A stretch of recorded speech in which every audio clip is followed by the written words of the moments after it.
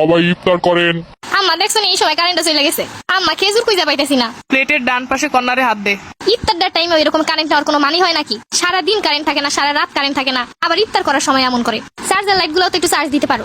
কারেন্টটা যেটুকু সময় আসে তাতে আবার চার্জারের চার্জও হইব। তাহলে বাসায় একটা এসি কেন, এই গরমে আর থাকা যাইতেছে না। এসি কিনা কি করবি, কারেন্টই তো আসে না, চালাবি কি দিয়া? তারাবি পড়তে গেলে একটা দিনও শান্তি মতো নামাজ পড়তে পারি না। ইফতারের টাইমটাও এমন করে, রাত 11টার পর থেকে আর কারেন্ট নাই, সেই 4টা পর্যন্ত। তাহলে চিন্তা কর আমরা ছোটবেলায় কারেন্ট ছাড়া কেমনে মানুষ হইছি। আরে দেখ, তুমি আসো ছোটবেলা নিয়ে, তোমার সময় তো এসব ছিলই না, আমার সময় তো আছে।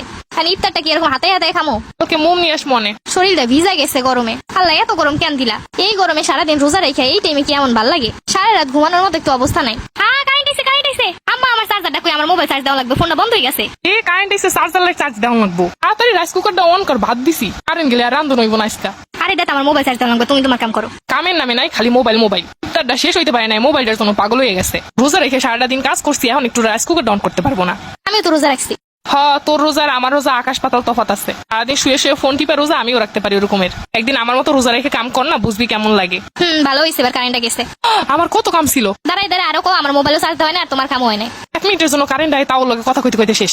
ইফতারটা কইরা একটু ফোনটা টিপ শুইয়া তা হইব না। এরকম ইবাদত কোন কামে আইবো না। ফোনে মনে হইতেছে ভালো কিছু হয় না। আমি তো সারাদিন এরকম ওয়াজ মাহফিলি দেখি। এত যখন ওয়াজ মাহফিল দেখো, আমার একদিন তো শোনাও নাই। ওয়াজ মাহফিল শুনবি জোরে জোরে সাউন্ড দিয়া, তোরে তো দেখি সারাদিন দুইটা কানের মধ্যে বল্টু ঢুকাই সারাদিন হি হি হি হি করিস। ঘরে যে কারেন্ট আছে, এরপর আর কারেন্টে কি করবো? আচ্ছা এখন পাখাটা দাও, একটু বাতাস করি বসে বসে। কারেন্ট তো আইছিল, পাকা তখন কেন খোঁজো নাই? পাখাটাও খুঁজে বের করে আমার দেখতো। কারেন্ট এলে তো মোবাইল কই, চার্জার কই, ল্যাপটপ কই, এইসব নিয়ে মাথা ঘুরানো। কারেন্টটা গেলে যে চার্জার ফ্যানটা লাগবো আনে, কারেন্টটা গেলে যে পাখাটা লাগবো আনে, কারেন্টটা গেলে যে চার্জার লাইটটা লাগবো আনে, এইগুলো তো মাথায় থাকে না। হয় সব আমার মাথায় থাউন লাগবো, গরম তো আমার একা লাগে খালি। তোরই তো লাগে। কারেন্ট গেলে আমরা করি নাকি তোর মতো গেলাম রে মরলাম রে? তুই তো কারেন্ট যাওয়ার পরে 10 মিনিট হইলি তুই বাড়ি মাথায় উঠাস গরম গরম বইলা। আল্লাহ এদের কি গরমও লাগে না?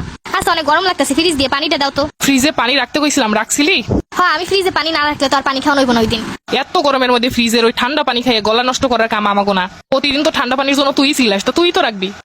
আল্লাহ তোমার কাছে বিচার দিলাম।